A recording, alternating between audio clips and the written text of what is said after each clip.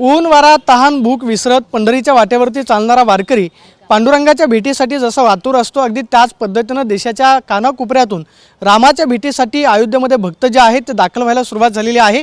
22 जानेवारीला राम मंदिराचा उद्घाटन सोहळा पार पडतो आणि त्यासाठी आपण पाहतोय की महाराष्ट्रातल्या नगर त्याचबरोबर पुणे तसंच विविध जिल्ह्यातून हे सगळे भक्त जे आहेत अयोध्येमध्ये दाखल झालेले आपण पाहतोय की वयोवृद्ध भक्तांची संख्या सुद्धा आहे, महिला मोठ्या संख्येने पाहायला मिळतात। मात्र यांच्या चेहऱ्यावरती एक प्रकारचं समाधान आहे की अयोध्येमध्ये येऊन आज ते रामाचं दर्शन करतायत आणि रामाला भेटल्याचा आनंद जो आहे तो त्यांच्या चेहऱ्यावरती पाहायला मिळतोय। बाबा मला सांगा कुठून आलात? आम्ही आलो नगरवरून। बर आता एवढी थंडी आहे इकडे उत्तर भारतात, काय वाटतंय का? काय नाही बर रामात दर्शन घेतलं? हा काय सांगितलं रामाला? रामा सांगितलं सुखाचं ठेवू सुखात ठेव। मग काय बर मला सांगा या सगळे जवळपास 30-35 जणांचं तुम्ही सगळं नियोजन करता, कसं नियोजन करता, कुठून कुठून आले ते सगळे? हे सर्व शेजारी पाजारी 2-4 गावातून आणलेले आहेत आपण आणि त्यांचं रिझर्वेशन आपण 2-3 महिन्यापूर्वी केलेलं आहे आणि त्यांना आपलं पहिलं ठरलं होतं की आपल्याला पहिलं अयोध्येला जायचं, रामाचं दर्शन घेण्यासाठी रामाला तिकडे जायचं। मग ते सगळे रामाचं दर्शन घेतलं। आजी काय सांगितलं रामाला? रामात दर्शन घेतलं का? सुखाचं ठेवू सगळ्याला, मंदिर चांगलं बनवलंय। लय दिवसापासून पाहायचं होतं का? हा किती वेळा आल्या आतापर्यंत? पहिलीच वेळ पहिलीच वेळ आहे। काय सांगितलं घरी येताना? आता घरी झालं रामाला भेटून येतो। रामाला भेटून येतो। कसं झालंय मंदिर, बघितलं का नवीन? लय भारी झालं, लय भारी झालंय। बर मग काय सगळा आनंद झाला असेल? आनंद झाला। बर दुसऱ्या देखील महिला आपल्या बरोबर आपण त्यांना विचारणार आहोत। मला सांगा काकी कुठून आलात तुम्ही?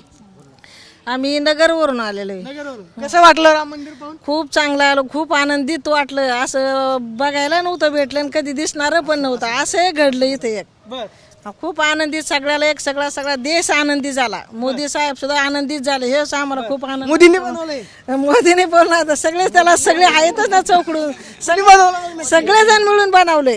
हा एकट्यानं नाही। कसं वाटलं मग आता इथं आल्यावर अयोध्येत? खूप छान। बर काय सांगितलं घरी येताना? घरी येताना म्हणजे आमचं सगळं पूर्ण फॅमिलीच बरोबर आहे। आमचे सासरे आणि मिस्टर, मी, बर नंदा, म्हणजे आमच्या कुटुंबातले 10-12 जण आहेत। बर काशी पण केली? हो काशी केली। काय काय केलं? आता काशीमध्ये गंगा स्नान केलं। बर अजून काशीची एकदा यात्रा घडवली सगळ्या? काशीची मग पूर्णच आता यात्रा झाली ना, काशी झाली, अयोध्या, आता उद्या इलाहाबादला जाणार आम्ही। बर काकी कसं वाटतं आता अयोध्येत आल्यावरती? एवढी थंडी आहे, काय जाणवतंय का? थंडी काही जाणवत नाही, एवढ्या आनंदाच्या भरात काय थंडी जाणवणार आहे। बर खूप छान वाटतं पण मंदिर पाहून। बर हे पाहतो की आपण या आजोबांच्या चेहऱ्यावरती सुद्धा आनंद खूप काही सांगून जाणार आहे। आजोबा एवढी थंडी आहे आता काय मग येताना तुम्ही स्वेटर पण एकच घातले, काय वाटतंय का? नाही काहीच वाटत नाही। बर देवा करता आलेलो आहे आम्ही इथं, मग पांडुरंग कसं काय थंडी वाजून देईन आम्हाला सांगा? आता राम मंदिर उभं राहिलंय, 22 तारखेला त्याचं उद्घाटन होतंय, 22 ला आता सुरू होणार आहे दर्शनासाठी। कुणी केलंय सगळं? आता ही कोणी आता सारे यांनीच केलेले आहे ना, आहे का नाही? सरकारनेच केलं म्हणायचं, मोदीनेच केलं। बर आजोबा कसं वाटतंय आता? छान वाटतंय आता हिंडायचं बिरायचं फिरून पद्धतशीर परत बघितलं सगळं? बघितलं सगळं, म्हणजे एकदाची अयोध्या घडली। एकदा वेगळी। आता आपण पाहतोय की या सगळ्याच्या चेहऱ्यावरती जर आनंद पाहिला, त्यांचं वय जर पाहिलं तर जवळपास कोण 60च्या घरात आहे, कोण 70च्या घरात आहे, मात्र या सगळ्यांच्या चेहऱ्यावरचा आनंद जो आहे तो खूप काही सांगून जाणार आहे। आणि आज अयोध्येमध्ये येऊन रामाचं दर्शन घेतलंय, नवीन मंदिरसुद्धा पाहिलंय, या प्रकारचं एक आत्मिक समाधान या सगळ्या भाविकांच्या चेहऱ्यावरती पाहायला मिळतं आणि महाराष्ट्रातून आलेले सगळे भाविक अयोध्येमध्ये उत्साहामध्ये आपल्याला रामाच्या दरबारामध्ये पाहायला मिळतात। Camera person Rakesh Sonvi, Pradeep Kapse, TV9 Marathi, Ayodhya.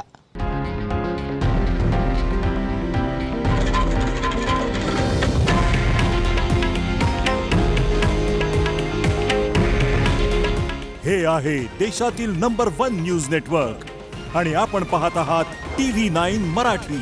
काळजी तुमची, हित महाराष्ट्राचं।